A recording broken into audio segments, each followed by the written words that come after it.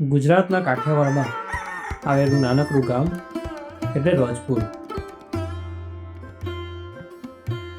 આજની તિથિ છે શ્રાવણ વદ છઠ અને વર્ષ છે આષાઢી સંવત 1856. વહેલી સવારનો સમય છે. ગામના ખેતરોમાં બાજરાના છોડનો પાક થયો છે. શ્રાવણ માસ છે એટલે ધીરી ધારે વરસાદ વરસી રહ્યો છે. ગામના પાદરમાં ગાયોના ધન ચરવા માટે જઈ રહ્યા છે.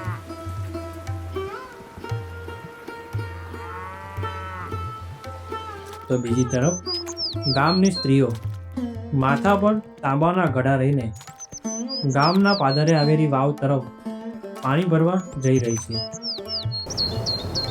આ વાવ આજે બહુ મોટા પ્રસંગની સાક્ષી બનવા જઈ રહી છે.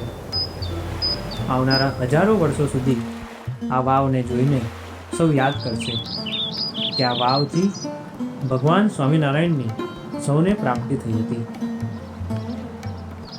આજનો દિવસ ખાસ એટલે બનવા જઈ રહ્યો છે કારણ કે અયોધ્યાથી ગૃહત્યાગ કરીને નીકળેલા ભગવાન સ્વામિનારાયણ 7 વર્ષ 1 માસ અને 11 દિવસ સુધી સમગ્ર ભારતમાં ફર્યા. તેઓ ઘણા બધાને મળ્યા.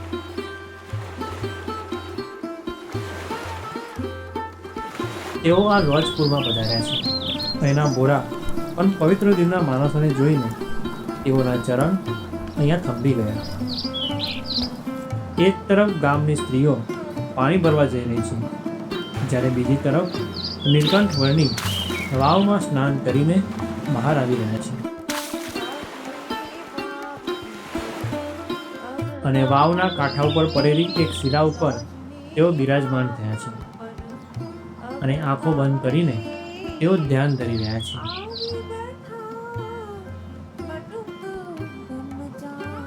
નીલકંઠ વર્ણીને જોઈને પાણી ભરવા આવેલી સ્ત્રીઓના પગ થંભી ગયા. તે જ સમયે ગામમાં આવેલા રામાનંદ સ્વામીના આશ્રમમાંથી સુખાનંદ સ્વામી નામના એક સાધુ પાણી ભરવા વાવ આગળ પધાર્યા. તેમની નજર આ ધ્યાન ધરતા નીલકંઠ વર્ણી ઉપર પડી અને તેમની વૃત્તિ આ કિશોર મૂર્તિમાં ખેંચાઈ ગઈ. તેઓ વાવમાંથી પાણી ભરીને પાછા આવ્યા અને નીલકંઠ વર્ણી આગળ હાથ જોડીને ઊભા રહ્યા. ત્યાર પછી તેમણે નીલકંઠ વર્ણી સાથે વાર્તાલાપ કર્યો અને નીલકંઠ વર્ણીને પોતાના આશ્રમમાં પધારવા માટે વિનંતી કરી. સાથે તેમ પણ જણાવ્યું કે તેમના ગુરુ રામાનંદ સ્વામી છે અને તેમના મુખ્ય શિષ્ય મુક્તાનંદ સ્વામી છે, જેઓ અત્યારે આ આશ્રમમાં બિરાજમાન છે. તેમણે એમ પણ કહ્યું કે આ મુક્તાનંદ સ્વામી નીલકંઠ વર્ણીના દર્શનથી ખૂબ રાજી થશે. ત્યારે નીલકંઠ વર્ણીએ હાથ જોડીને જણાવ્યું કે તેઓ વસ્તીમાં જતા નથી. આ સાંભળીને દુઃખ પામતા સુખાનંદ સ્વામીએ કહ્યું કે જો આપ આશ્રમમાં નહીં પધારો તો અમારા ગુરુ મુક્તાનંદ સ્વામી આપને લેવા અહીંયા પધારશે. આ સાંભળતા જ નીલકંઠ વર્ણી તેમની સાથે રામાનંદ સ્વામીના આશ્રમમાં જવા માટે તૈયાર થયા. અને ત્યાર પછી સુખાનંદ સ્વામી અને નીલકંઠ વર્ણી રામાનંદ સ્વામીના આશ્રમમાં પધાર્યા.